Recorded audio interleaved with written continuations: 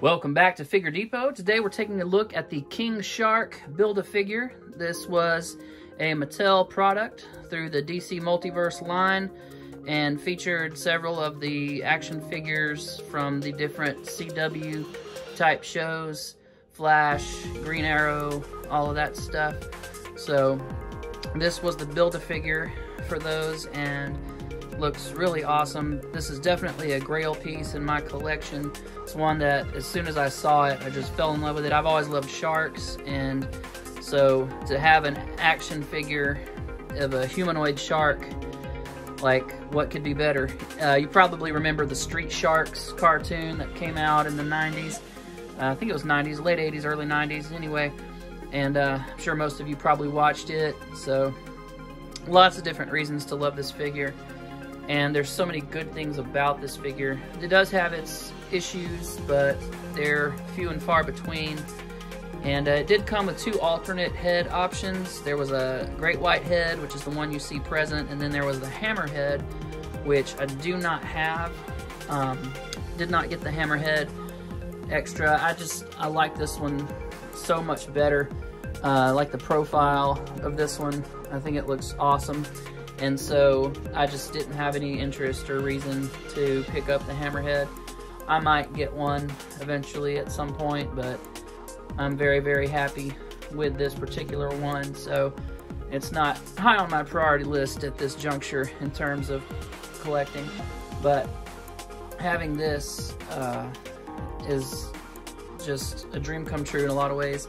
So looking at the figure itself, you can see the detail is just exquisite. The denim, like, that looks like denim. It doesn't look like they tried to fake denim. It looks like denim. That is a beautiful sculpt with a beautiful wash, and the texture and everything on it just all comes together to really look like jeans. It's just fantastic. I love all the grays that are present. You have several different grays in there, and the shading is just awesome. He's got all kinds of scars, and we'll get a closer look at some of that stuff after we kind of just take a look at the figure. The gills over here looking sick. This thing picks up light really, really well, and that's when it really shows off. Whenever you get it in the right lighting, it just looks fantastic. The articulation is pretty good for a figure this size. The only really drawback, and I'll get into it more when we get into articulation, is for me these elbow joints. They are pretty limited in their range of motion, but still just a beautiful figure. I mean, just as a sculpture, if you just sat this thing on your shelf, it's just awesome to look at. But you can pose it around well enough to get some awesome shots. But detail on this thing is really just top notch. This is one of the better figures that Mattel ever put out to me in the DC line. I mean, it's just fantastic. And so let's just go ahead and look at the articulation, I guess, real quick, and then we'll get a closer look at the figure. The head does not like swivel up and down. It is fixed because of the design and just the shape of it. Would have been very hard to execute without it looking kind of funky. So I definitely get why they did that, but they did give us this articulating jaw, which is really cool. So that's really awesome. For the arms, we do get a 360 rotation. We do get a swivel at the bicep, and you can see what I mean about the range of motion here. I mean, that's hardly hardly any movement at all. And we do only get swivels here at the wrists. We do not get hinges. So that kind of dates the figure a little bit. And, you know, it's pretty much consistent with the old DC Universe Classics figures in terms of, you know, the technology that was used in this one. We do get an ab crunch, which doesn't go forward a whole lot, but it does go back a decent amount. And then we've got the Mattel, there goes on. We got the Mattel crotch fits there. And then we do have legs that'll kick forward pretty far, go back pretty far, and the toes do point pretty good bit. So you got a nice ankle rocker. You do get a 90-degree bend at the knee, which is really great. And then of course we get our little swivel there at the thigh. There is like a slight degree, I feel like, of ankle pivot. Maybe not. I don't think there is. You'll notice on the Killer Croc, when I compare these two, he gets ankle pivot and he gets hinges and swivels at the wrists, and his arms will do a 90-degree bend. So they used a lot of the same pieces and kind of design for this and the Killer Croc. And so you'll note a lot of the similarities when you see them side by side, but definitely there were improvements. If they could go back and redo this with an ankle pivot and hinges and then get this to 90 degrees, it would be just a perfect figure. I'm so excited about having this anyway, though. Just the sculpt itself is so beautiful. Kind of almost makes up for it. Let's bring him in a little closer and get a better look at some of the fine detail. So just looking here, you can see the white, or light gray, I should say, wash over this darker gray, and he's got all these nasty scars and stuff. Scars around the face that look really awesome. I mean, the detail on this thing is just absolutely phenomenal. The different multiple rows of teeth, just like in an actual shark.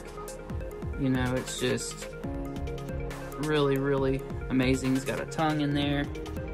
You know, the detail is exquisite on this guy. Fin has scratches on it. I mean, it's just a beautiful looking figure. Looking at the abdomen here, you can see the texture. You can see the jeans like I was talking about, just that detail in there. The leather belt and all the texture on it. I mean, everything about this thing is just superb in terms of sculpt and paint application. So it almost makes up for what it lacks in articulation. He's even got little fins here off the back of his heels, which is funny.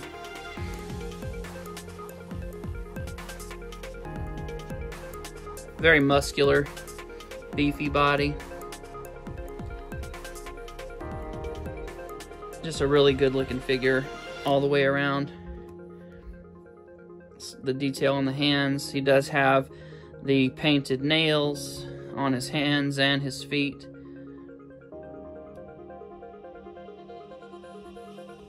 Nice detail on the bottom. You do not get peg holes, but he's got huge feet, so you don't really need them to support the figure.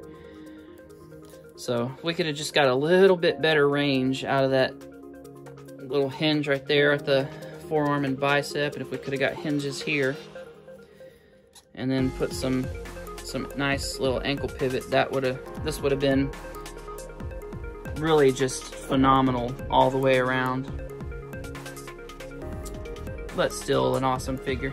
Let's do some size comparisons and kind of see how he scales with some other figures. Alright, here he is next to two versions of She-Hulk. We have the Blob Build-A-Figure Wave She-Hulk, and then we have our most recent She-Hulk in the Fantastic Four wave. It's for the Super Skrull Build-A-Figure wave, and you can see just the difference. The denim on this old Mattel figure is so much more realistic in terms of the sculpt, the wash, and everything, even above what we just got from Hasbro in this Marvel Legends with her jeans on this She-Hulk. It's so much more, I don't think it's the sculpt, I think it's just the paint application that really sets it off and makes it that much more amazing looking, but definitely fantastic detail on this King Shark figure. And here he is next to the Hulk from the Wolverine 2-pack first appearance, and then our Gray Hulk that we just got. And you can see just the difference in terms of, again, the detail in the jeans, and then the paint applications. There's pretty much no paint on this Gray Hulk except for a little airbrushing on the chest, but it's all over this guy. You can see he is taller than the Marvel Legends, and definitely beefier and bigger. Not through the upper torso as much, but definitely he's got bigger feet. He's got bigger hands. His arms are close to the same size. I think just a little bit bigger though. Definitely has longer biceps, and obviously the head's bigger, but part of that's just the design of the character, not necessarily a scale issue. Alright, and here he is with some DC characters next to the Batman and the Superman we just got this year from NECA. Well, last year. It's now 2020, hard to believe. So 2019's San Diego Comic-Con Superman and New York Comic-Con Batman figures, and you can see they scale really awesome together. King Shark is huge, and even though these are 7-inch figures and he comes from a 6-inch multiverse line, he still towers over them, and so they could work just fine together in displays or figure photography. And here he is next to Crackshot and Peely from the Fortnite line. I do believe that Peely is from the McFarlane, and Crackshot is from the, I can't remember the name of the other line, the other company that's making these. Twist up, wind up, something, I can't remember. Anyway, but they're crazy looking characters, and King Shark's definitely a crazy looking character, so there you go. And here he is next to Optimus Prime and Professor X. I do believe this Optimus Prime is from one of the animated lines. I'm not sure exactly which series it's from. And then, of course, we've got our Marvel Legends Professor X, kind of in line with the Legendary Riders in terms of how the packaging's presented, and he does come in his little wheelchair thing, so yeah, you can see how they scale. Alright, here he is with a DC Multiverse Penguin figure from the Batman Returns film in Danny DeVito likeness. And then you can see him next to Killer Croc, and we'll get a closer look at the comparisons between those two figures, and you'll note the similarities that exist between them and see kind of how they share parts with one another. But then also the Killer Croc has definitely some updated articulation, and of course some different parts that were sculpted especially for him. So we'll get a closer look at those two guys.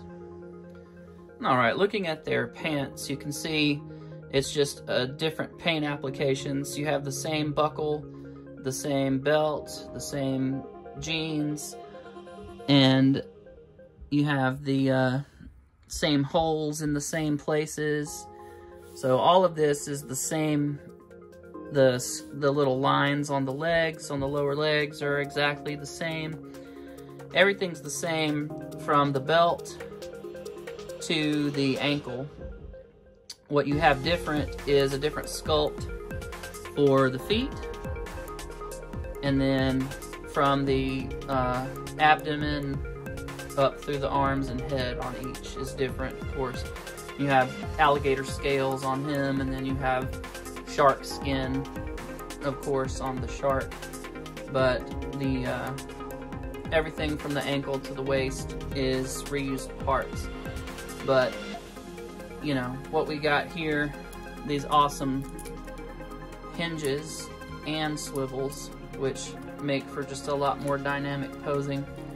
We get 90-degree bend on that arm, where here That's, gosh, I don't even know what that is. About 135 maybe. It's just not good. But much improved in terms of design in those two areas. And then of course we get an ankle pivot. So that ankle pivot makes a big difference, which is not present on the King Shark. But still a great figure, still one I'm very excited to have. It's just a beautiful piece and it's fun to photograph. So let me know what you think. Do you love this figure? Do you hate it? What are your thoughts on it? Is it one that's on your list to pick up at some point? Is it one you already have? Please leave a comment below and let me know. I will talk to you guys next time. Please check out my Instagram for some other photos. And like, share, and subscribe if you would like. And I'll see you guys next time. Thank you.